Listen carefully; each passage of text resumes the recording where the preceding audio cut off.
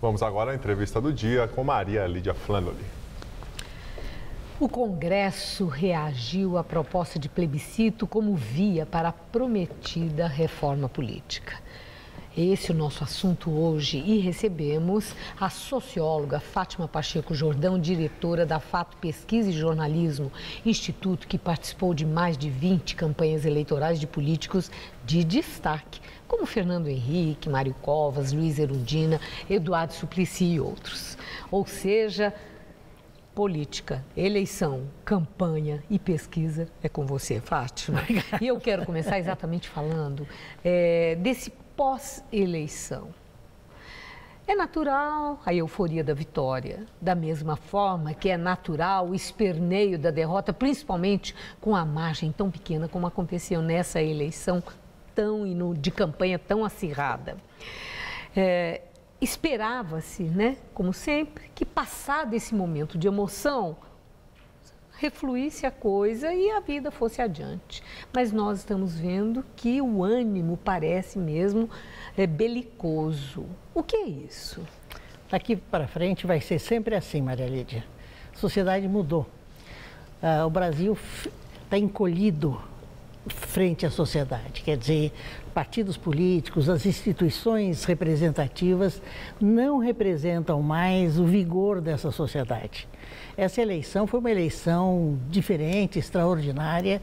Nós nunca tivemos um grau de participação via internet, via organizações como essa eleição. Várias possibilidades de arranjo, infelizmente, candidatos que desapareceram, que faleceram, como é o caso do Eduardo, vices que se tornaram candidatos, vices que tinham mais popularidade que os próprios candidatos. Não se sabia até a véspera quem ia para o segundo turno, se era Marina ou Aécio Neves. Então, foi uma eleição com muita participação da sociedade. Agora, o que reflete isso? É reflexo de que a sociedade está mais complexa, mais ativa, com uma organização exigindo mais do sistema político.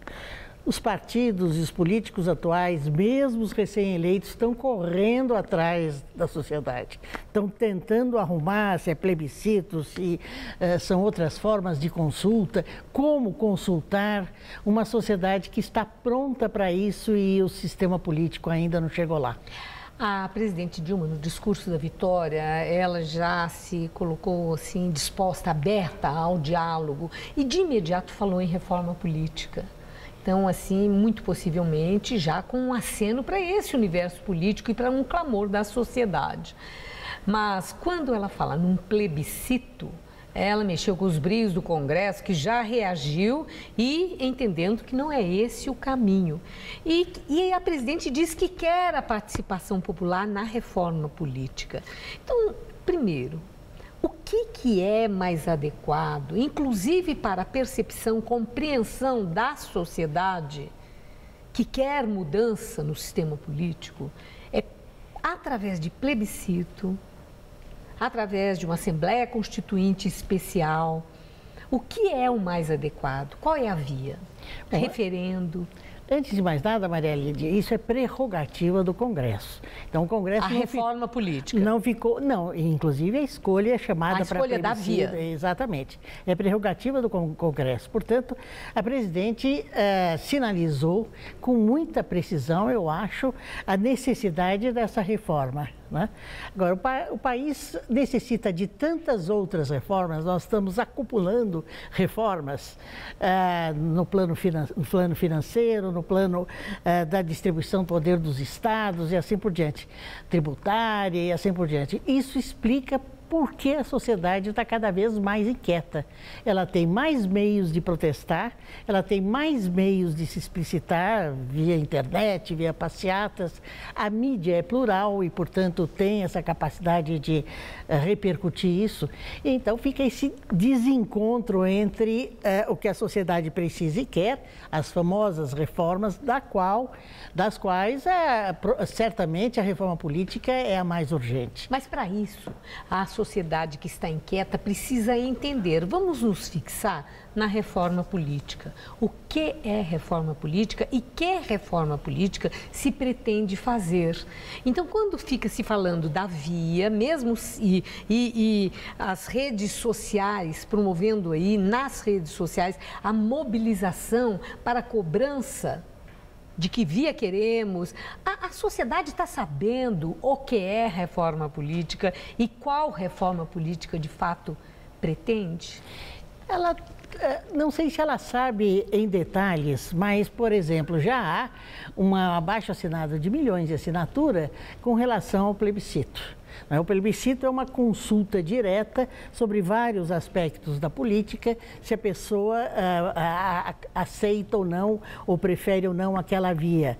Voto distrital, voto por lista e vários aspectos de representação política, tempo de campanha, se devemos ter mandatos de 4 anos, de 6 anos e assim por diante, se devemos ter reeleição ou não. Mas isso tudo entra, isso entraria em consulta múltipla, consulta com vários aspectos num plebiscito. Isso eu acho que é complicado. Eu acho que provavelmente nós vamos chegar a uma situação de consulta após o modelo de reforma proposto. Por exemplo, pode competir ao Executivo, e a presidente lançou essa pedra, dela formular alguns caminhos para a reforma política, pontuando alguns aspectos. Manda para o Congresso. Manda para o Congresso discute com nossa representação e isso vai para um referendo, sim ou não. Queremos ou não isso que o Congresso aprovou. Exatamente. E há outros aspectos de pressões políticas. Por exemplo, em junho de 2013, a sociedade foi à rua, se organizou, fez demandas e algumas, poucas, foram atendidas. De repente, parece que o sistema político entendeu que a sociedade está muito mais dinâmica do que já foi no passado. Agora, não tenha dúvida, daqui para frente vai ser sempre assim. Um dos candidatos, acho que foi o Aécio, disse, o Brasil acordou, e é verdade. Não é que acordou agora. Há um processo pedagógico. Um despertar progressivo. Um despertar progressivo através de informações, desde a década de 90, com, por exemplo, a CPI do orçamento, que a população descobriu como é que são as manobras de alocar verba para cá, para lá, para o deputado, para o partido e assim por diante. E disso foram seguidas novas ações e processos dedicados a essa pedagogia. A sociedade é sabida. A última questão é preciso uma Assembleia Constituinte especial para promover a reforma política ou reforma política pode ser promovida e definida pelo Congresso que acaba de ser eleito? Pode ser definida pelo Congresso recém-eleito.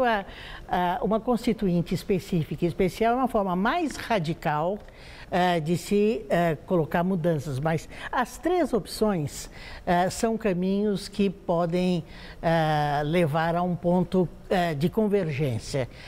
Difícil, complicada, você percebe que os grandes partidos políticos, PMDB, PSDB e PT, estão eles próprios bastante feridos com as eleições. A PT ganhou a presidência, perdeu São Paulo. Aécio teve uma votação extraordinária e perdeu Minas. PMDB está pulverizado, mal consegue se organizar. Então, essa proliferação de partidos, 29 partidos no Congresso, torna todo o processo muito complicado. Então, se já é complicado como está, imagina como ficará com as reformas necessárias. Vamos acompanhar a Fátima e falaremos muito certamente sobre isso. Muito obrigada por suas informações, seus esclarecimentos. Boa noite, Fátima. Boa noite. Gabriel.